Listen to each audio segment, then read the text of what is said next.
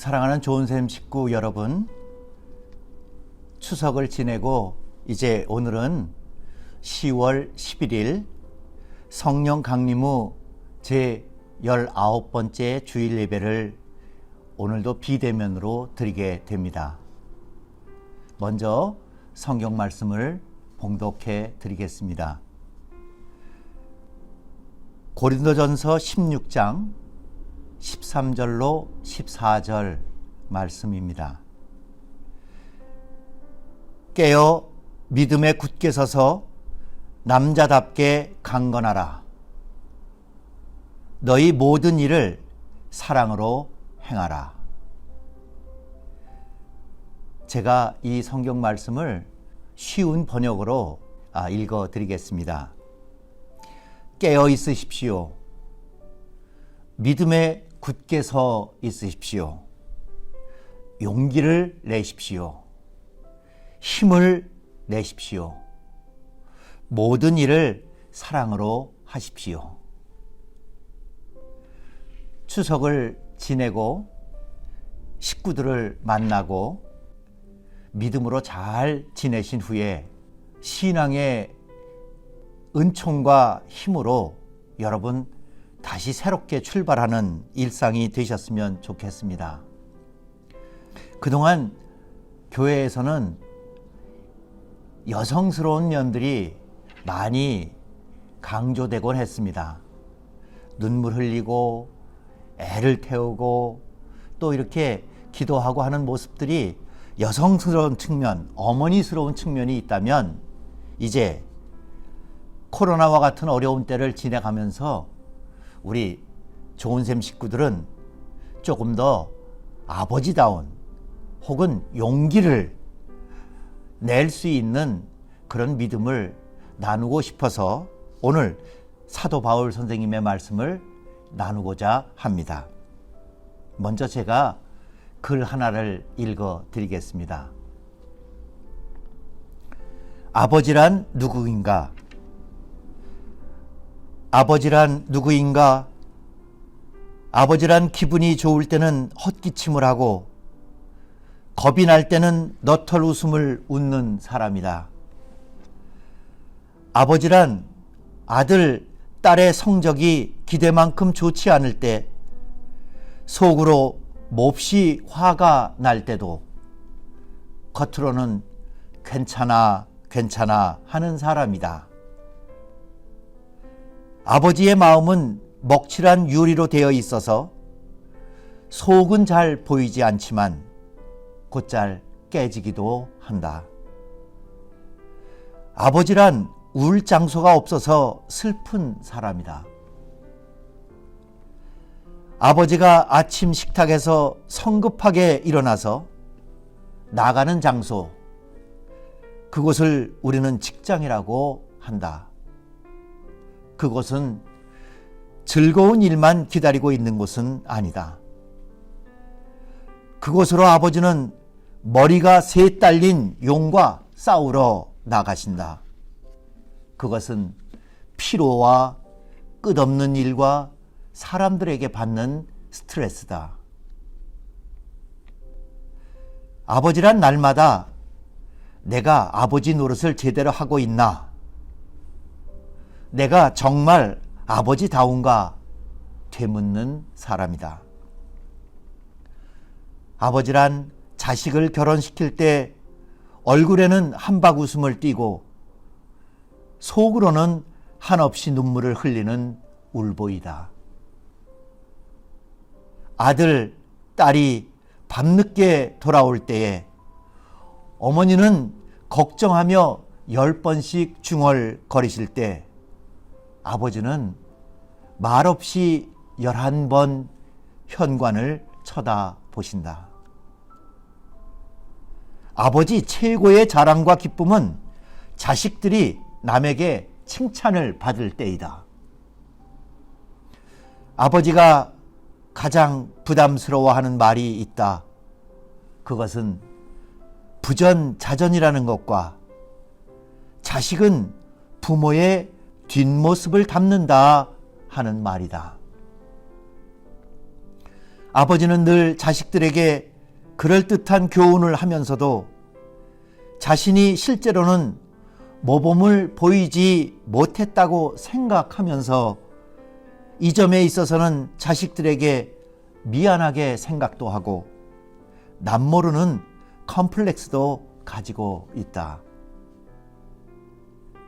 아버지는 이중적인 태도를 곧잘 취한다.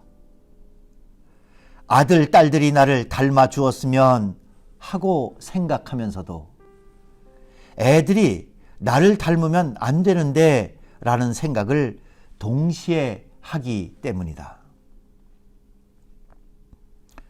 아버지는 결코 무관심한 사람이 아니다. 아버지가 무관심한 것처럼 보이는 것은 체면과 자존심과 미안함 같은 것이 어우러져서 그 마음을 쉽게 나타내지 못하기 때문이다. 그래서 아버지의 웃음은 어머니의 웃음의 2배쯤 농도가 진하다. 울음은 10배쯤 될 것이다. 아들, 딸들은 아버지의 수입이 적은 것이나 아버지의 지위가 높지 못한 것에 불만이 있지만 아버지는 그런 마음에 속으로만 운다.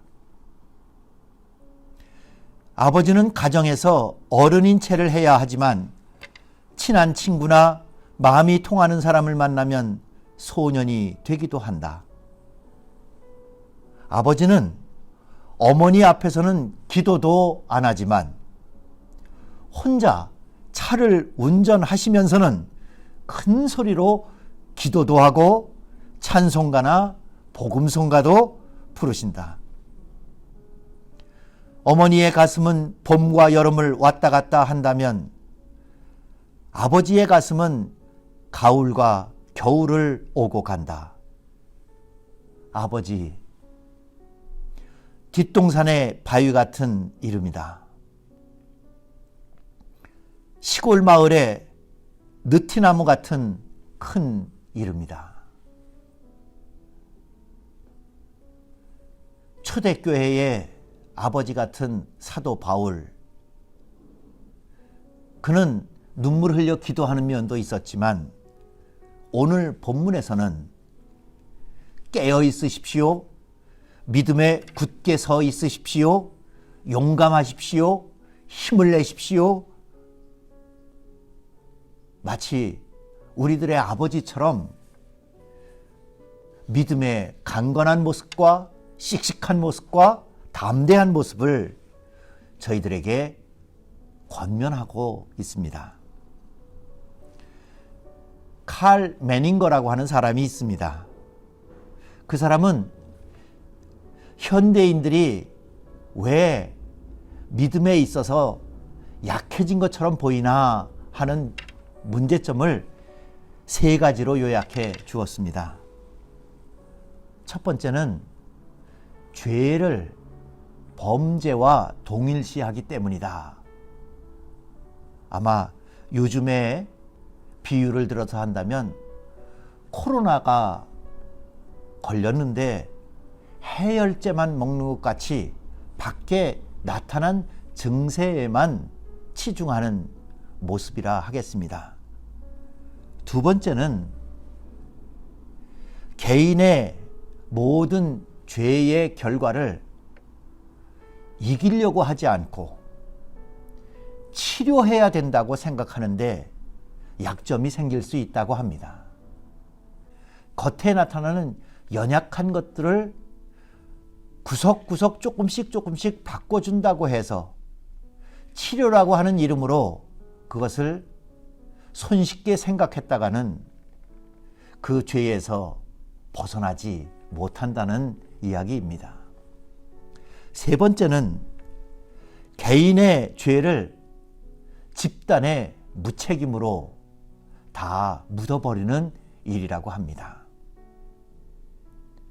아마 코로나19 전국에서는 더 이것이 와닿는 얘기가 아닌가 싶습니다. 코로나에 걸리면 그 바이러스를 이겨야 합니다. 스스로 자기 방역도 하고 면역력도 키우고 우리의 마음도 다스려야 하고 그리고 주변 사람들에게 건강한 환경을 만들어 줄 수 있도록 믿음도 주어야 합니다. 오늘 말씀에서 사도 바울은 첫 번째로 하는 얘기가 깨어 있으십시오 라고 이렇게 얘기합니다. 깨어 있으십시오 라고 하는 얘기의 원래의 뜻은 여러분 준비하십시오 이런 뜻입니다. 그것도 앞날에 먼 미래를 두고 계획하고 준비하는 게 아니라 여러분 금방 무슨 일이 일어나더라도 거기에 대처할 수 있도록 준비하십시오 하는 게 깨어 있으라 하는 이야기입니다. 예수님께서도 그러셨지요. 열처녀 비유를 통해 신랑이 언제 오든지 깨어 있으라. 그런 깨어 있는 믿음으로 힘을 내고 용감하십시오. 용기를 내십시오. 이런 게 바로 사도 바울 선생님이 오늘 저희들에게 말씀해 주시고 있는 신앙의 핵심적인 권면입니다. 이것을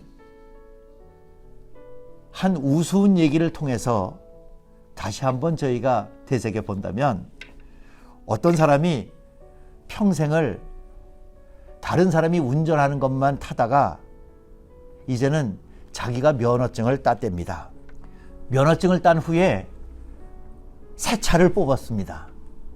그리고 그 김에 나서서 자랑하고 싶은 사람들한테 여기저기 다니고 싶어서 차를 끌고 나갔습니다. 운전에 대해서는 평생 뒤에서 봤기 때문에 잘 알고 이제는 자기가 운전을 하고 나갔는데 갑자기 좁은 길에서 비상등을 켜야 될 일이 생겼습니다. 근데 문제는 비상등 버튼이 어디 있는지를 미리 챙겨두지 못해서 뭘 눌러야 될지 모르겠다는 그런 깨달음이 갑자기 왔습니다. 그리고 비결을 생각한 게 비상등을 켜야 되는데 비상등이 어디 있는지 모르니까 뒤에 있는 사람들에게 비상사태다 하고 알려주려면 깜빡이를 오른쪽으로 켰다 왼쪽으로 켰다 그거를 빨리빨리 오른쪽 왼쪽 이렇게 팍 하면은 뒤에 사람이 비상 상황이구나 이렇게 알겠지 하고는 운전을 너무 잘 알기 때문에 그렇게 했답니다. 그랬더니 그 뒤에 따라오던 차들이 다 혼란에 빠졌습니다. 도대체 저 차는 정신이 있는 거야? 없는 거야? 왜 깜빡이를 오른쪽으로 왼쪽으로 왔다 갔다 비상 상황이라는 것을 모르고 그저 사람들은 주변에 있는 사람들이 혼란에 빠지게 되었습니다. 여러분, 다윗이 열왕기상 2장 1절로 3절에서는 이렇게 얘기합니다. 다윗이 죽을 날이 임박함에 그의 아들 솔로몬에게 명령하여 이르되 내가 이제 세상 모든 사람이 가는 길로 가게 되었노니 너는 힘써 대장부가 되고 네 하나님 여호와의 명령을 지켜 그 길로 행하여 그 법률과 계명과 율례와 증거를 모세의 율법에 기록된 대로 지키라. 그리하면 네가 무엇을 하든지 어디로 가든지 형통할지니라. 내가 가야 할 길과 내가 지켜야 할 것을 미리 깨어서 준비하고 있다가 그것을 대장부처럼 힘써 지켜라.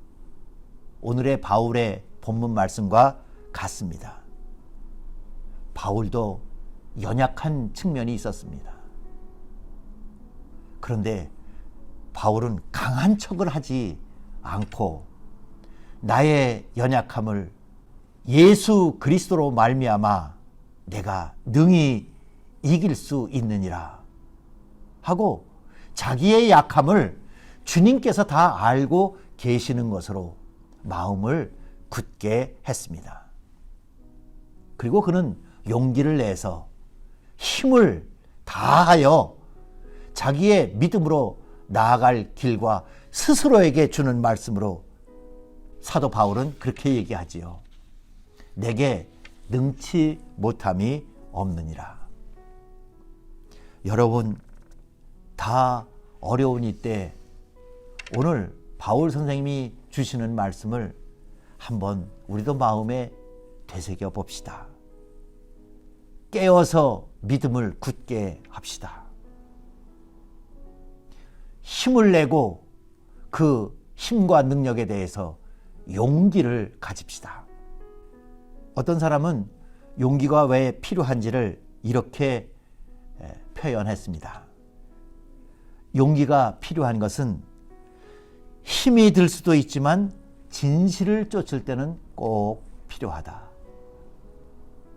두 번째, 나의 약점이 드러나야만 배우고 성장할 수 있을 때 용기는 꼭 필요하다.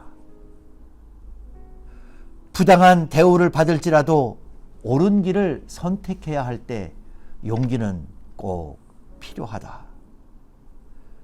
변화하는 것이 귀찮을 때 용기는 꼭 필요하다. 사도 바울은 그 용기에 대한 믿음을 갖자고, 그 용기에 대한 힘을 내자고 우리에게 권면하십니다.